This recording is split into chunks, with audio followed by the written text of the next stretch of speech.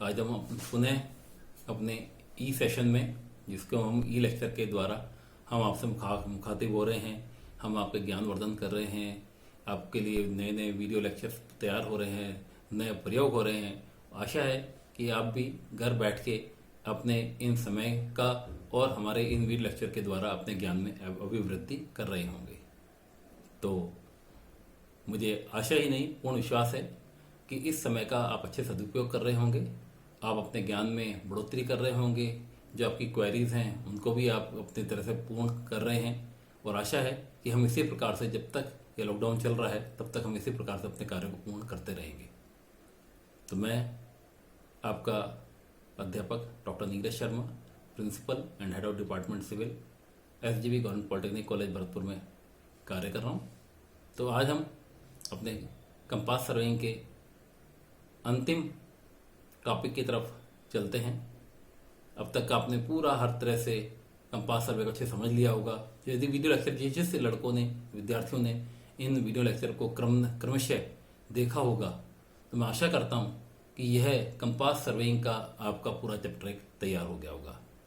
आपने सारे कार्य कर लिए हैं, आपने सर्वे इंस्ट्रूमेंट को हैंडल कर लिया है, उसकी रीडिंग नोट कर ली है, उसके अन्य पहलुओं पर ध्यान कर लिया, उसकी गलतियों को, जो हमें उसको क्या गलतियां हो सकती थी, फिर भी उसकी जो गलतियां होती हैं उसके बाद में भी जब हम वास्तव में इन सर्वे करने के पश्चात अपने कार्य को प्लॉट करते हैं तो उसमें कुछ कमियां रह जाती हैं। और वह कमियां तब पता लगती हैं जबकि हमने हर तरह की सारी सावधानियों का ध्यान रखा है, हर तरह अपने जो इंस्ट्रूमेंट्स है वो भी बहुत अच्छा है, उसको अच्छे से हैंडल किया है, जो हमने आपको पूर्व में सावधानियां प्रिकॉशन बताई थी उनका भी ध्यान रखा है। परंतु जब प्लॉट करते हैं तब हम देखते हैं कि वास्तव में जो आपका चक्रम है वह प्लॉट करने के बाद भी पूरा नहीं हो पा रहा है। मतलब कि वह उसका प्रथम बिंदु और अंतिम बिंदु, जो क्लोज ट्रैवर्स चक्रम या जो बंद चक्रम है, उसमें नहीं मिल रहा है। उसको हम क्लोजिंग एरर कहते हैं। और इसी क्लोजिंग एरर को इस टॉपिक के द्वारा किस किस मेथड से क्या क्या उसमें विधियां प्रयुक्त होती हैं, उसके द्वारा आज हम इसको पूर्ण करेंगे। तो आज की जो पहली, इसमें 3 तरह के मेथड्स हैं जो आप जनरली काम में लेते हैं। एक तो बॉडीज रूल, ट्रांजिट रूल और ग्राफिकल मेथड। तो सबसे पहले मैं आपको इसमें जो बॉडीज रूल और ट्रांजिट रूल के बारे में बताता हूं कि उस प्रकार में जो आपने पहले रीडिंग ले रखी है उसमें उस कमियों को किस प्रकार से पूरा करेंगे। चलिए अब अपने अध्याय की तरफ चलते हैं। तो विद्यार्थियों, जो अपना adjustment of error close traverse में, उसको आपने अच्छे से प्लॉट कर लिया है। प्लॉट करने के बाद अब हम देखते हैं कि इसमें 2 मेथड हैं, एक बॉडीज रूल है और एक ट्रांजिट रूल है। बॉडीज रूल और ट्रांजिट रूल में पहले तो किस प्रकार के हैं, ये अर्थमेटिकल फॉर्मूला बेस्ड आपके सूत्र हैं, मेथड है, तरीके हैं, जिसके द्वारा आप उसमें आई हुई त्रुटियों को खत्म कर सकते हैं। और आपका जो ट्रैवर्स है, जैसे कि मैंने यहाँ ट्रैवर्स दिखा भी रखा, P से Q गए, Q से R गए, R से S, S से T, और T से जब वापस P पर आते हैं तो वह बंद ना होके वह हम P1 पॉइंट पर आते हैं। तो जो P से P1 के बीच की जो दूरी है, जो भी आपके बंद नहीं हुआ है, इसको हम क्लोजिंग एरर E बोलते हैं। और इसी क्लोजिंग एरर को हमको 0 करके P और P1 को 0 करना है, ताकि जो आपका ट्रैवर्स है बंद हो जाए और आपका किया गया कार्य शुद्ध हो जाए। तो विद्यार्थियों, ये बॉडीज रूल है। बॉडीज रूल क्या कहता है कि जो आपकी त्रुटि है वह, क्योंकि सर्वे में 2 चीजें हम काम किया है, हमने एक तो जो भी कोई आपकी ट्रैवर्स है उस PQ रेखा की लंबाई नापी है, साथ में उनके बनने वाले कोणों को मापा है। तो 2 चीज होती है किसी भी ट्रैवर्स में, एक उसकी लंबाई और दूसरा उसका कोण। तो यहां पर हम ये ध्यान रखते हैं कि जो एरर है वो है उसकी जो ट्रैवर्स या सर्वे लेंथ है उसकी लंबाई के अंडर रूट के प्रोपोर्शनल होता है, और साथ ही जो उसका एंगल है उसके इनवर्सली प्रोपोर्शनल होता है। तो इसलिए यदि आप इसको देखें तो मैंने इसमें लिखा है आपका करेक्शंस टू लैट्यूड, ये हर सर्वे लाइन के अंदर एक एक हर लाइन में ये अप्लाई करना पड़ेगा। इसलिए ये डेल्टा एल है, यह उस पर्टिकुलर रेखा की अशुद्धि है जो उसके अंदर करेक्शन के रूप में अप्लाई करना पड़ेगा। तो यह मैंने किस प्रकार लिखा है कि जो उसके लैटिट्यूड और डिपार्चर, ये दो तरीके से हमने इस शुद्धियों को बांटा है। अब आप आगे पढ़ लें, पहले तो इसको फॉर्मूला देख लीजिए कि करेक्शन टू लैटिट्यूड होगा लेंथ ऑफ दैट साइड, किसी भी रेखा जो चक्रम की कोई पर्टिकुलर रेखा है उसकी लेंथ अपॉन पैरामीटर ऑफ ट्रेवर्स, जो भी हमने उस ट्रेवर्स या उस सर्वे के अंदर क्या क्या कार्य किया। जैसे हम इस वाले फिगर की बात करें तो आप पी से क्यू, क्यू से आर, आर से एस, एस से टी और टी से P1 गए। तो ये जो सारी रेखाएं हैं इसकी पैरामीटर मतलब इसकी लंबाई को जो जोड़ देंगे तो वह इसकी पैरामीटर कहलाएगी, into total error of in latitude, कि इसके अंदर जो टोटल एरर तो ये ई थी, इसकी लैटिट्यूड। अब लैटिट्यूड मैं आपको समझाता हूँ लैटिट्यूड क्या होता है। ये देखिए, ये एक मैंने यहाँ पर एक चित्र के माध्यम से समझाने की कोशिश की है। यह आपकी रेखा ए बी है, इसे नॉर्थ के सापेक्ष ड्रॉ कर लिया है। इसके ए बी जो रेखा है उसकी लंबाई एल है, उसकी लंबाई एल है। इस प्रकार से हर एक जो भी आप ट्रेवर्स चलेंगे उसकी हर एक की लंबाई आएगी L1, L2, L3, L4 and L5।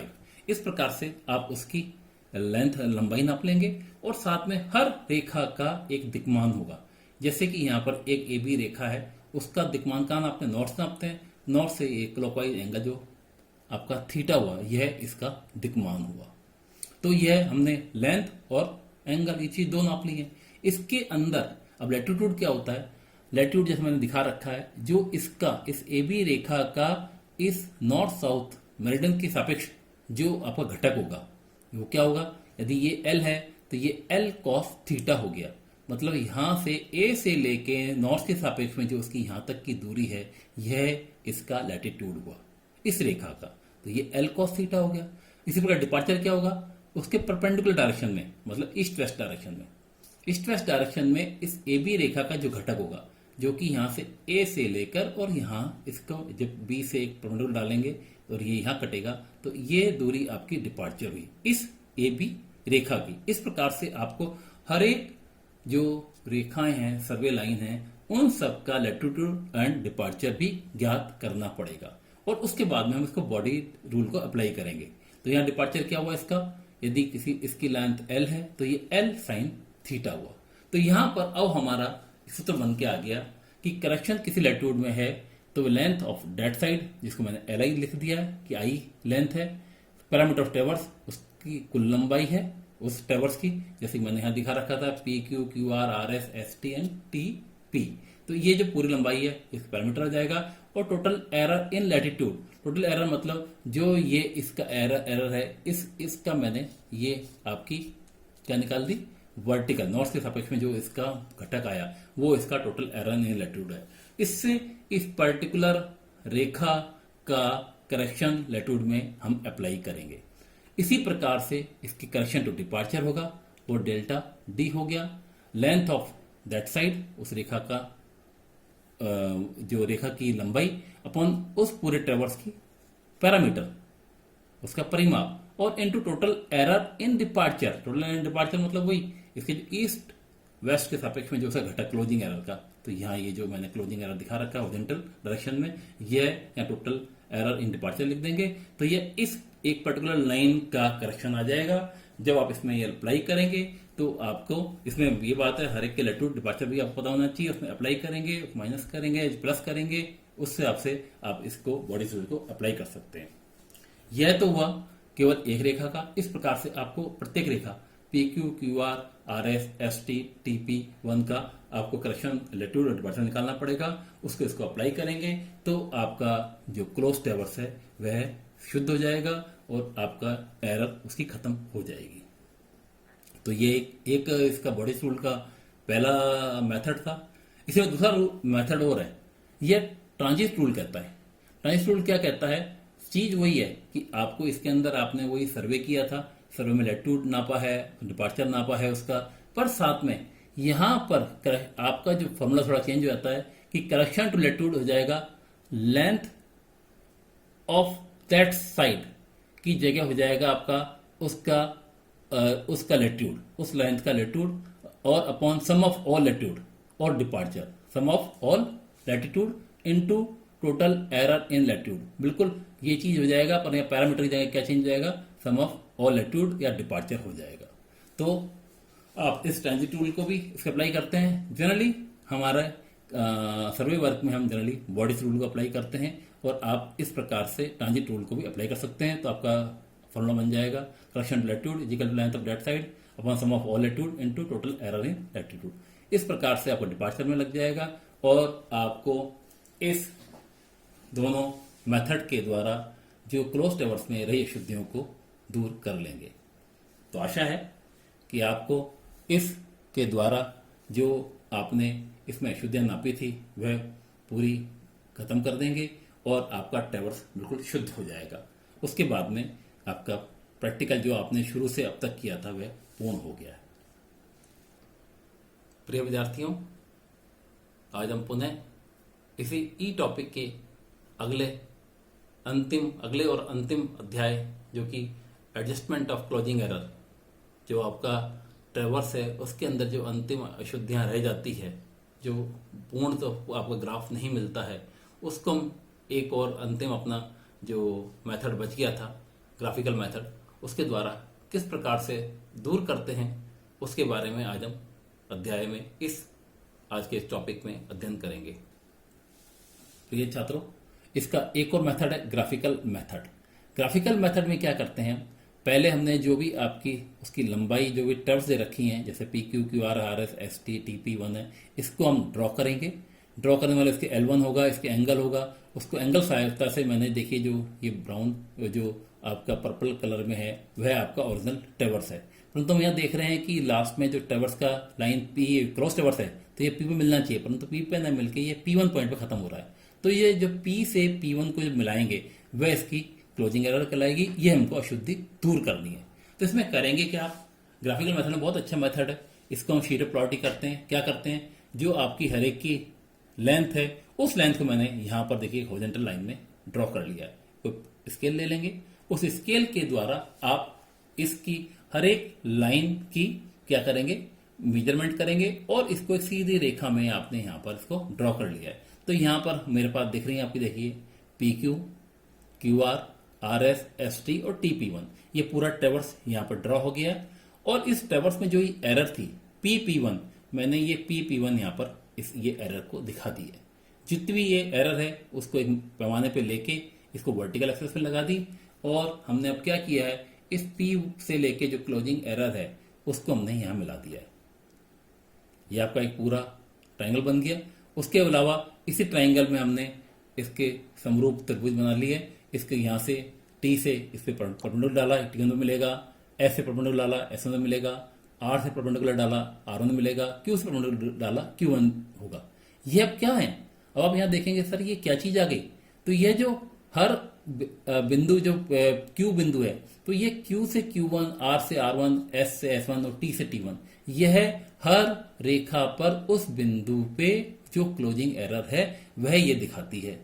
अब सर ये करना क्या है, इसमें कुछ नहीं करना है आपको, बहुत बढ़िया तरीका है। ये आपने एरर इसको फिर माप लेंगे, ये कितनी एरर है।